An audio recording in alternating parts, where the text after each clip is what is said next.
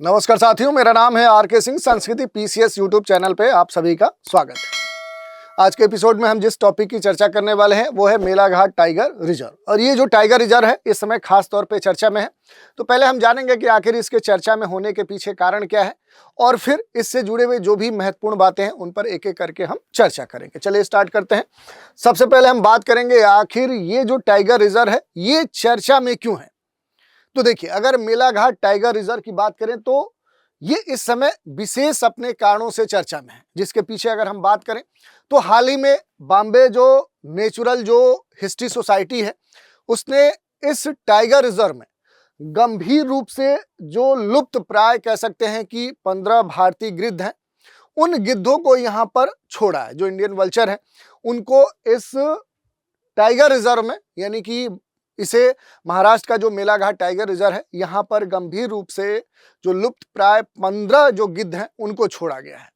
और ये जो छोड़ने की बात कही गई है ये बड़ा ही महत्वपूर्ण कदम माना जा रहा है। क्यों महत्वपूर्ण माना जा रहा है? तो देखिए, पहला तो इसलिए कि इससे क्या होगा कि जो गिद्ध हैं उन गिद्धों का जो संरक्षण है वो किया जा सकता है जो तेजी से ये विलुप्त हो रहे हैं।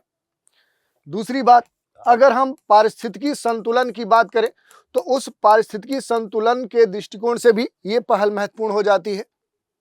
और तीसरी बात, वन हेल्थ जो अप्रोच है उससे जुड़ा हुआ ये प्रोग्राम माना जा रहा है।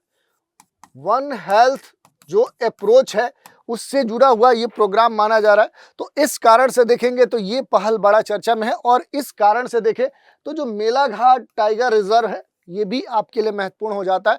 यहाँ से आपके जो प्रश्न है वो भी पूछे जा सकते हैं।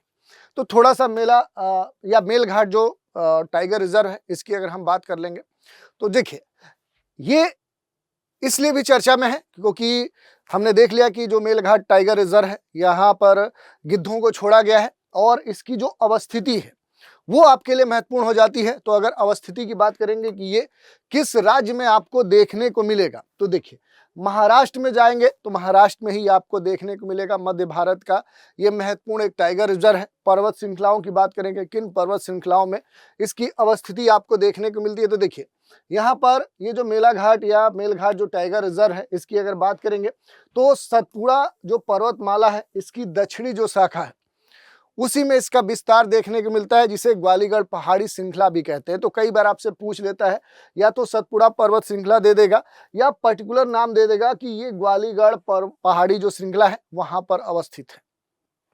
अगर इसकी विशेषताओं की बात करेंगे तो मेलघाट जो टाइगर रिजर्व है ये महाराष्ट्र का पहला बाघ अभ्यारण्य है।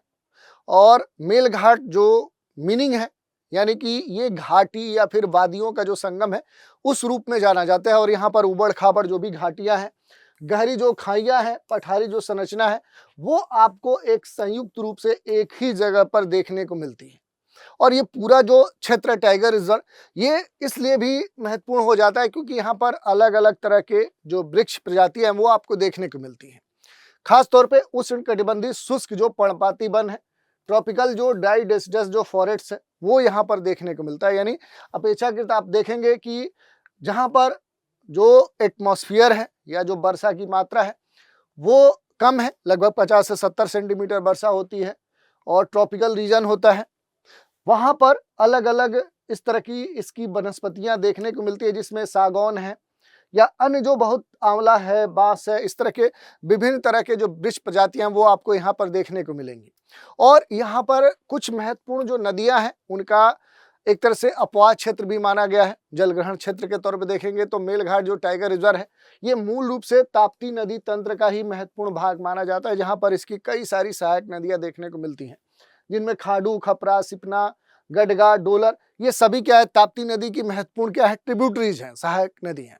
लेकिन मुख्य जो नदी है वो कौन सी है, वो ताप्ती नदी है। तो अगर आपसे पूछ ले कि मेलघाट टाइगर रिजर्व में कौन सी महत्वपूर्ण नदी का अपवाह क्षेत्र देखने को मिलता है तो कौन सी नदी होगी, वो ताप्ती नदी होगी। इसके बारे में डिटेल से हमने यहाँ पर दे दिया है कि कम से कम महत्वपूर्ण जो 5 नदियों का जलग्रहण क्षेत्र वो आप यहाँ पर देख सकते हैं। अमरावती जिले के उत्तरी भाग में ये आपको देखने को मिलता है और इस क्षेत्र में लगभग इस समय देखेंगे तो बाघों की जो संख्या है वो 60 के आसपास बताया गया है। तो ये कुछ महत्वपूर्ण बातें हैं। इसके अलावा देखिए, उत्तर पश्चिम में देखेंगे तो सतपुड़ा जो पर्वत श्रृंखला है या फिर ग्वालीगढ़ जिसे श्रृंखला कहते हैं वो आपको यहाँ पर देखने को मिलेगी। ताप्ती नदी का जो पूरा क्षेत्र वो आपको देखने को मिलेगा। और ग्वालीगढ़ जो रिज मेलघाट का दक्षिण पश्चिम आधार बनाता है और ये पूर्व पश्चिम दिशा में क्या है, ये फैला हुआ आपको देखने को मिलेगा। सपाट शीर्ष वाला सतपुड़ा जो कटक है, एस्कार्पमेंट है, वो आपको यहाँ पर देखने को मिलेगा, जिसकी सर्वोच्च जो चोटी है वो बैराट है। तो ये भी कुछ महत्वपूर्ण फैक्चुअल डेटा है जो आपसे कभी पूछ लेता है। यहाँ पर कुछ महत्वपूर्ण ट्राइब्स आपको देखने को मिलेंगे, जिसमें सबसे जो पॉपुलर है वो कोरकू जनजाति है। सबसे बड़ा इस क्षेत्र में ये जनजाति समुदाय है। और इसके अलावा जो अन्य समुदाय हैं वहाँ पर गावली समुदाय है, गोंड जो जनजाति है वो यहाँ पर देखने को मिलेगी। इस पूरे क्षेत्र में देखेंगे तो बहुत सारे वन्य जीव देखने को मिलते हैं, जिसमें स्लाथ भालू है, भारतीय गौर है, सांभर हिरण है, तेंदुआ है, नीलगाय है, जंगली कुत्ता है, लकड़बग्घा है, जंगली बिल्ली है या फिर लंगूर है।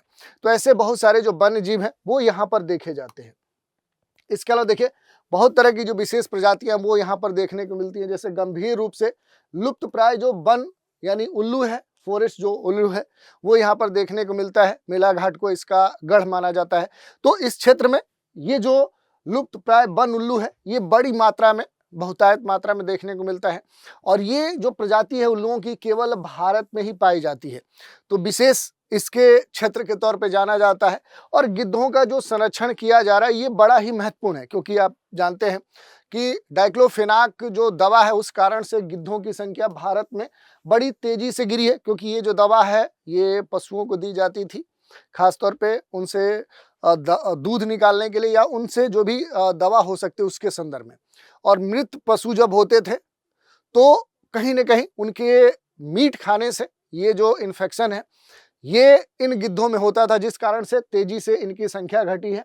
और इसी के समाधान के लिए जो भी कैप्टिव ब्रीडिंग है वो की जा रही है। सुरक्षित क्षेत्रों में इन गिद्धों को फिर से पुनर्स्थापित किया जा रहा है और विभिन्न जो संस्थाएं हैं इसके लिए काम कर रही हैं। तो ओवरऑल हम कह सकते हैं कि मेलघाट जो टाइगर रिजर्व है ये न केवल बाघों का एक महत्वपूर्ण आवास है, बल्कि मध्य भारत में पारिस्थितिकी संतुलन के दृष्टिकोण से ये पारिस्थितिकी रीढ़ का काम कर रहा है। गिद्ध, वन उल्लू जैसे जो दुर्लभ प्रजाति के जो जीव हैं उनका जो संरक्षण है या उनके संरक्षण के दृष्टिकोण से देखें तो ये मेलघाट जो टाइगर रिजर्व ये महत्वपूर्ण हो जा रहा है। और आज के आधुनिक संरक्षण रणनीति, प्रजाति जो विशेष है, पारिस्थितिकी जो संतुलन है और जो भी स्थानीय समुदाय हैं, इन तीनों को साथ लेकर चलने की जरूरत है। तभी हम क्या कर सकते हैं कि ऐसे दुर्लभ, तेजी से कम हो रहे, विलुप्त हो रहे जो जीव हैं उनको हम सुरक्षित रख सकते हैं। तो ये हमने देख लिया कि आखिर मेलघाट टाइगर रिजर्व क्यों चर्चा में है और इससे जुड़ी हुई जो भी महत्वपूर्ण बातें हैं उन पर भी हमने चर्चा की। इसी पर आधारित एक प्रश्न है, मेलघाट टाइगर रिजर्व मध्य भारत की किस पर्वत श्रृंखला की दक्षिण शाखा पर स्थित है? अरावली, विंध्य, सतपुड़ा या पश्चिमी घाट? तो इस प्रश्न का उत्तर आपको कमेंट के माध्यम से देना है। आप सभी के लिए एक महत्वपूर्ण सूचना है, यूपी लेखपाल का कंप्लीट बैच स्टार्ट किया जा रहा है 15 जनवरी 2026 को 10:30 बजे सुबह। इसके महत्वपूर्ण जो फीचर्स हैं वो यहाँ पर दिए गए। खास बात है कि प्रारंभिक 100 जो स्टूडेंट इस कोर्स में नामांकन करवाएंगे उनके लिए फीस में विशेष छूट है। इसके लिए जो भी फीस निर्धारित की गई है उसमें डिस्काउंट के बाद केवल 999 लिया जाएगा, जो भी प्रारंभिक 100 स्टूडेंट होंगे। इसके अलावा भी अगर कोई जानकारी चाहिए तो नीचे दिए गए नंबर पे कॉल करके जानकारी प्राप्त कर सकते हैं, या फिर संस्कृति IAS की जो ऑफिशियल वेबसाइट है यहाँ विजिट करके जो भी संदर्भित जानकारी है वो भी आप प्राप्त कर सकते हैं। तो आज के एपिसोड में इतना ही। आप सभी हमारे साथ बने रहें, इसके लिए धन्यवाद।